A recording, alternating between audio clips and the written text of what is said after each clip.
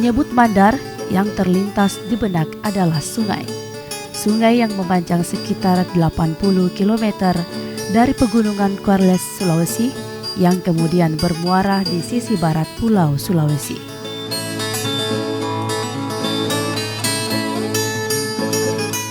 Diksi Mandar kemudian menjadi identitas komunitas yang mendiami wilayah barat Sulawesi. Mereka menyebutnya suku Mandar. Menurut penelitian, nama Mandar sudah ada sekitar 2000 tahun sebelum Masehi. Belakangan di sekira pertengahan abad ke-14, daerah-daerah yang dialiri aliran sungai ini kemudian membentuk persekutuan Pitu Ulun Nasalu dan Pitu Babana Binanga atau 7 kerajaan hulu dan 7 kerajaan hilir. Mereka membangun negara federasi tradisional yang kemudian disebut Sipa Mandar.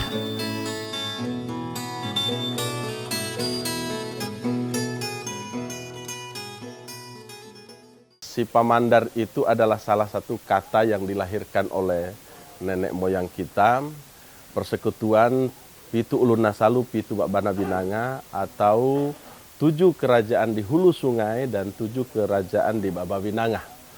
Kemudian kita ingin mewarisi semangat itu sekarang karena satu-satunya negeri di Indonesia ini, bahkan saya sudah berjalan ke beberapa negara tetangga, tidak satu pun negeri itu yang punya konsep keseimbangan daratan dan lautan.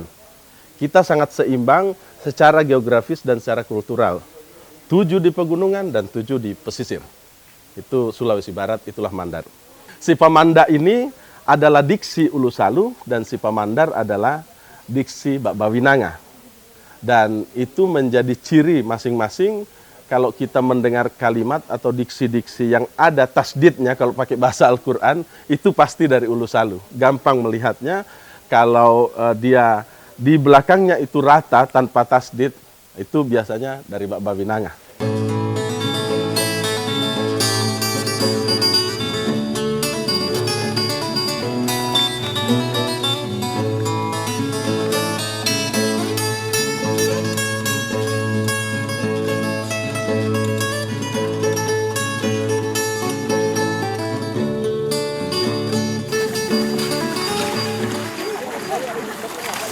Bagi komunitas di daerah ini, identitas Mandar sebagai sungai merupakan penjelmaan ibu kehidupan yang menurunkan garis keturunan masyarakat wilayah Sulawesi ribuan tahun lalu yang dipercaya dari Tomanurung, Pongka Padang, dan Lambe Susu yang hidup di wilayah pegunungan Kuarles.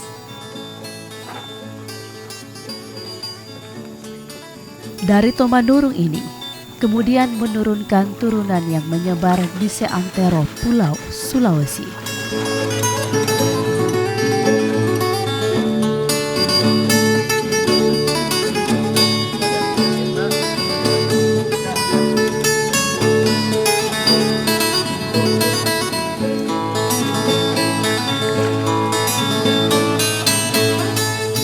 Mandar itu adalah air yang mengalir dari Ulu Salu ke Babawinanga. Sehingga kehidupan orang Mandar itu sangat dekat dengan sungai. Makanya di dalam permainan anak-anak sungai di Ulu Salu, palaiko pota maiko randang, palaiko pota maiko randang, pergilah engkau menjauh hai air yang keruh dan datanglah engkau yang jernih. Itu untuk diminum oleh orang-orang Mandar. Jadi orang Mandar tidak boleh memasukkan sesuatu di dalam dirinya yang kotor, dia harus jernih.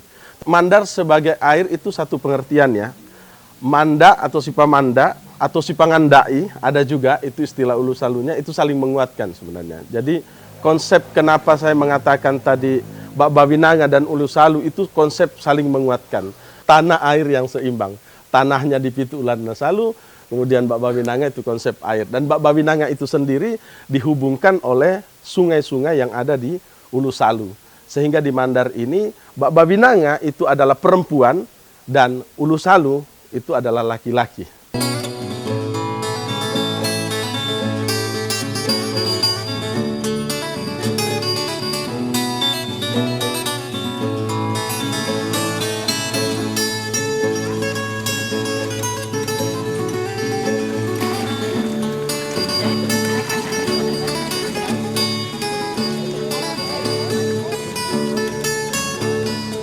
Air Sungai Mandar tak akan bisa terlepas dalam pola hayat masyarakat Mandar sendiri. Tak hanya sebagai jalur peradaban yang menghubungkan hilir dan hulu serta jalur migrasi manusia di pegunungan Quarles ke wilayah pesisir, tetapi juga pada semua sendi kehidupan, baik lingkungan, religi, adat istiadat, hukum, politik, dan ekonomi. Air sungai ini tidak hanya sebagai sumber air kehidupan setiap hari, tetapi juga sebagai identitas peradaban masyarakat yang mendiami sisi barat Pulau Sulawesi.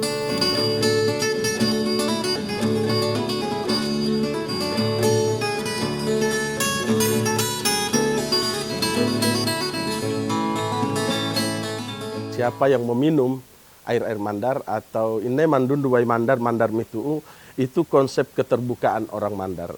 Itu konsep toleransi orang Mandar. Itu kenapa kita tidak ada masalah di sini. Bersanding dengan siapapun, dengan Hindu, dengan Buddha, dan seterusnya, dengan Kristen, kita nggak pernah ada masalah. Karena konsep paluluarian dari dulu itu sudah sangat kuat. Gitu. Dan alhamdulillah anak-anak kita hari ini juga terus mewarisi itu dan sangat terbuka kepada siapapun. Sipa Mandar atau Sipa Mandar ini yaitu tadi, kita kembali ingin mengambil nilai-nilai Sipa Mandar. Bagaimana kemudian orang-orang tua kita di Ulu Salu dan di Bababinanga itu benar-benar menyatu. Membuat satu perencanaan-perencanaan untuk tidak saling mengkhianati, untuk tetap saling menyayangi, tidak saling menyakiti. Dan itu semua disebutkan di dalam perjanjian Sipa Mandar. Belum kalau kita baca di dalam Asek Loana Bababinanga dan Nakuakara Ulu Salu, semua dijelaskan persaudaraan itu harus dikuatkan dan seterusnya. Para milamba mitau ripitawu marorota. Itu kalimat pertama yang muncul dalam perjanjian Tamajarak 1 dan 2. Para milamba mitau ripitawu marorota. Ayo kita berjalan pada pematang yang lurus. Itu sudah kekuatan hukum. Dan yang menariknya adalah para pendahulu kita, orang-orang tua dulu kita, kalau kita mendengar perjanjian mereka itu bahasanya sastra. Tetapi itu dimaknai sebagai garis hukum dan dipercaya dan dijalankan secara bersama-sama.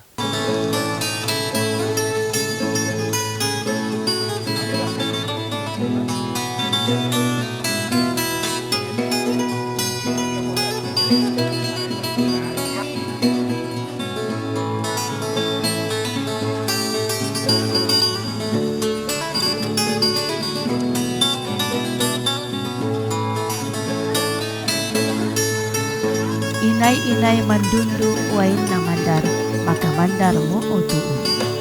Siapa-siapa yang meminum air dari Sungai Mandar, maka dia sudah menjadi orang Mandar.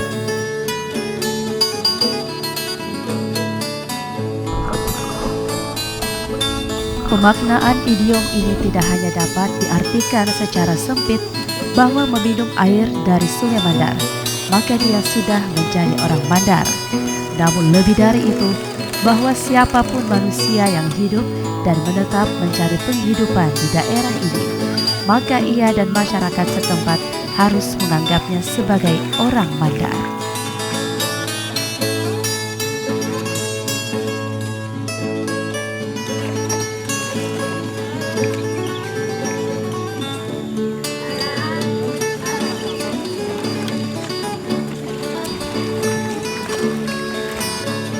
Mandar sebagai kehidupan yang kemudian menyatu dalam persekutuan Sipa Mandar terus berkembang hingga kini. Entah sampai kapan, tak ada yang tahu.